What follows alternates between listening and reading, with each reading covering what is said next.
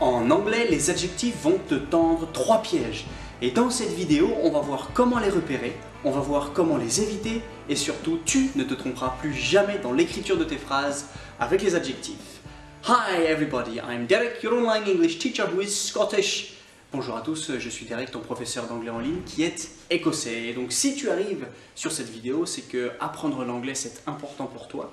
Et j'ai préparé pour tous ceux qui désirent vraiment reprendre l'anglais sur de bases solides, pour tous ceux qui veulent apprendre l'anglais ou réapprendre l'anglais, pour tous ceux qui désirent être bilingues, je ne sais pas si c'est ton cas, mais si tu as vraiment cette envie, j'ai préparé 21 conseils et astuces pour devenir bilingue. C'est 15 vidéos, 6 PDF, comment découvrir son niveau en anglais, comment ne plus se tromper dans la conjugaison, les 100 mots les plus utilisés, les 25 expressions à connaître. Je t'emmène en Floride, je t'emmène au Canada, je te donne plein d'exemples concrets, pratiques pour que tu puisses progresser. C'est gratuit, tu peux cliquer ici en bas ou alors en haut à droite si ça s'affiche.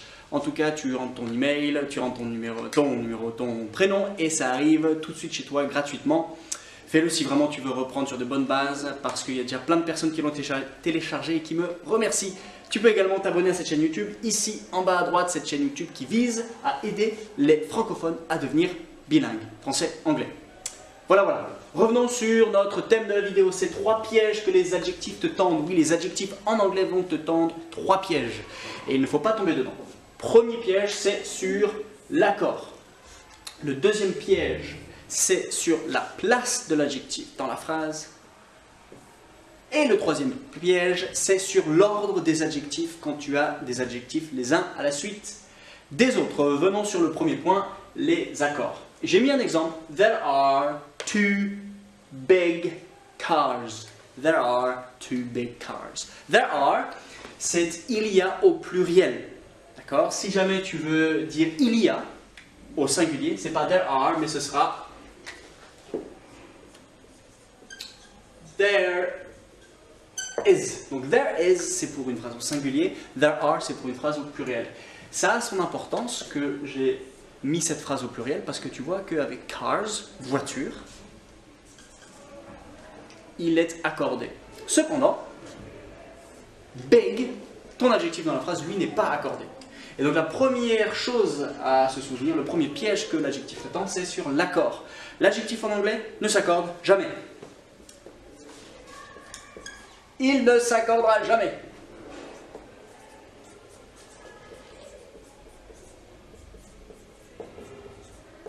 Never.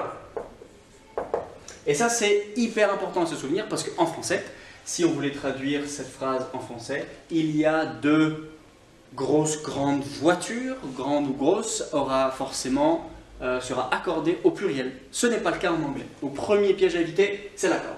Deuxièmement, c'est la place de l'adjectif dans la phrase. Je t'ai mis une phrase en exemple. It's a blue pen. Pen, c'est un stylo. À ne pas confondre avec pencil, qui est un crayon. Pen, stylo, pencil, crayon. Petite subtilité, mais petit rappel. A blue pen, donc on est sur une phrase au singulier, et it's, ce n'est pas il y a, mais ça veut dire c'est. Il y a plusieurs autres façons de dire c'est, mais si tu veux utiliser c'est à moi, it's mine, c'est à moi, it's mine. It's a blue pen. Et si on voulait traduire cette phrase en français, ça donnerait c'est un stylo bleu. Je le mets. C'est un stylo bleu. On ne dira pas c'est un bleu stylo. Pourtant c'est comme ça qu'on le dit en anglais. Tu vois que ton adjectif se place avant le nom. Il se place avant le nom, alors qu'en français, en général, il se place après.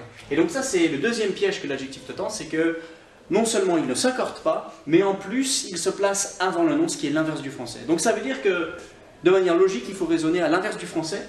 1, il ne s'accorde pas, alors qu'en français, il s'accorde. 2, il se place avant le nom, alors qu'en français, en général, il se place après le nom. Troisième piège qui est un peu plus dense, l'ordre. Si jamais j'ai 4 adjectifs les uns à la suite des autres, comment est-ce que je sais lequel je mets en premier, lequel je mets en deuxième, lequel je mets en troisième et en quatrième? Il y a un ordre qu'il faut suivre et respecter, et si tu aimes bien les acrostiches, en voilà un. TACOM. T-A-C-O-M. TACOM. C'est bien de se rappeler parce que TACOM va pour la taille en premier, L'âge en deuxième. Couleur en troisième. Origine en quatrième.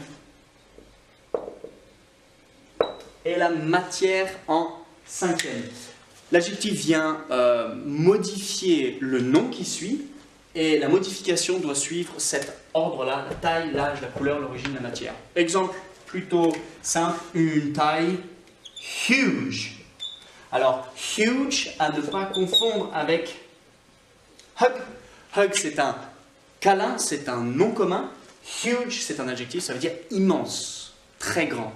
Huge, donc la taille, on pourrait mettre small, little, et ainsi de suite. Âge, bon, pas obligé de mettre un âge genre 25, 30, on peut mettre old, ancien, âgé, vieux. Couleur, bon là, red, blue, yellow, green. Origine, allez, French. Et dernièrement, la matière, plastic.